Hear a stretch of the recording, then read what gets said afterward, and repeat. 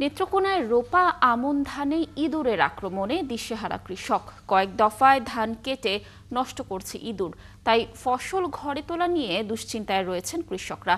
ইঁদুর দমনে কৃষি বিভাগের কার্যকরী পদক্ষেপ নেই বলে অভিযোগ কৃষকদের। তবে কৃষি অফিসের দাবি, ইঁদুর নিধনে মাঠ পর্যায়ে বিষ দেয়া হচ্ছে। মির্জা হৃদয় সাগরের তথ্য ও ছবিতে দেখুন প্রতিবেদন। নেত্রকোনার সদর উপজেলা সহ আটপাড়া ও কেন্দুয়ার বিস্তীর্ণ আমন ধানের জমিতে শুরু হয়েছে ইঁদুরের উপদ্রব। ধান পরিপূর্ণ ফলন আসতে না আসতেই একবার আর এখন পাকার আগ মুহূর্তে ধান কেটে নষ্ট করছে ইঁদুর। ব্যাপক ক্ষতির মুখে কৃষকরা। ইঁদুরের লাগে অনেক সমস্যা। ইঁদুরে আমাদের যে ধান কেটে লাইতেছে। মাঝখানে একবার ওষুধ দিছিলাম, ওষুধ দেওয়ার পরে মাঝখানে কাটছিল না, আবার এখন নতুন করিয়া ইঁদুরে আবার নতুন করিয়া কাটতেছে। ইঁদুরের আক্রমণ তো এবার বেশি, অনেক বেশি। অন্য বছরের চাইবার অনেক বেশি। আমরা কি করবো? আমাদের কৃষকরা আমরা কিছু ভাববে চিন্তা করে আমরা পাইতাছি না। কৃষকদের অভিযোগ, গত এক মাস ধরে ইঁদুরের আক্রমণ চললেও মাঠে দেখা মেলেনি কৃষি কর্মকর্তাদের। ওরা তো আসেই না এখানে। আমাদের এখানে কৃষি বিভাগের কোনো লোক আসে না। 3 মাসের ভিতরে কোনো আইসে না, এই ফসলের মধ্যে কোনো আইসে না। যদি কেউ ফোন করে এরপরেও অনেকদিন পরে ঘুরে এরাই।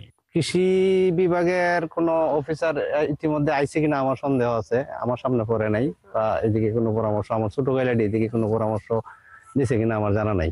এদিকে জেলার কৃষি সম্প্রসারণ অধিদপ্তরের উপপরিচালক জানান, নানা ধরনের বিষ দিয়ে ইঁদুর নিয়ন্ত্রণ করা হচ্ছে। প্রাকৃতিক যান্ত্রিক পদ্ধতিতে ব্যবহার করা হচ্ছে, বিভিন্ন ধরনের ফাঁদ ব্যবহার করা হচ্ছে এবং বিষ প্রয়োগ ব্যবহার করা হচ্ছে। এতে দেখা যাচ্ছে যে আমরা দৃশ্যমান যে আমাদের ফসলের যে অবস্থা, আশা করি যে আমাদের ইঁদুরের আক্রমণ আমাদের ফলনের তেমন কোনো পার্থক্য হবে না, একটা কাঙ্ক্ষিত ফলন পাবে। কৃষি বিভাগ সূত্রে জানা গেছে, নেত্রকোনার 10 উপজেলায় এবার 1,35,840 হেক্টর জমিতে রোপা আমনের চাষ করা হয়েছে। পিন্টু হাজং, ৭১। দর্শক, এই বিষয়ে আরো তথ্য জানাতে আমাদের সাথে যুক্ত হচ্ছেন সহকর্মী মির্জা হৃদয় সাগর। সাগর, ইঁদুরের আক্রমণ রোধে কি ধরনের পদক্ষেপ নিচ্ছেন কৃষকরা? কৃষি বিভাগের পক্ষ থেকে কোনো রকম সহায়তা তারা আদৌ পেয়েছেন কিনা, কি তথ্য রয়েছে এই বিষয়ে জানাবেন। লাবণী, প্রতিবেদনে যেমনটি দেখাচ্ছিলেন যে আমি এখন দাঁড়িয়ে আছি নেত্রকোনা সদরের কালিয়াড়ি উপজেলায়। সদর উপজেলার এই কালিয়াড়ি ইউনিয়নের প্রায় 60 থেকে 70 ভাগ কৃষক ইঁদুরের আক্রমণে ক্ষতিগ্রস্ত। আসলে ইঁদুরের আক্রমণ রোধে কৃষকরা যে উদ্যোগগুলা গ্রহণ করেছে, আসলে এই ক্ষেতের মাঝখানে এই পলিথিনটা নিয়ে দেওয়া, যাতে পলিথিনের শব্দে ইঁদুরগুলো না আসে। বিভিন্ন জায়গায় কলা গাছ এবং ইঁদুরের জন্য রাস্তা করে দেওয়া হয়েছে, আবার বিভিন্ন জায়গায় বিষ প্রয়োগ করা হচ্ছে। আসলে কৃত্রিম পদ্ধতিগুলাই ব্যবহার করছে কৃষকরা। যেহেতু রূপা আমন ধানে প্রতি বছরই ইঁদুরের আক্রমণ হয়, তবে এবছর অন্যান্য বছরের চেয়ে অনেক বেশি ইঁদুরের আক্রমণ, যেটা কৃষকদের অতিষ্ঠ বানিয়ে ফেলেছে। আমরা কৃষকদের সাথে কথা বলেছিলাম, কৃষকরা বলছে যে কৃষি অফিসের সাথে পরামর্শ করে তারা তেমন কোনো সমাধান পাচ্ছে না। তবে কৃত্রিম পদ্ধতিগুলাই কৃষি অফিস সাজেস্ট করছে, তারা এই কৃত্রিম পদ্ধতিগুলাই ব্যবহার করছে।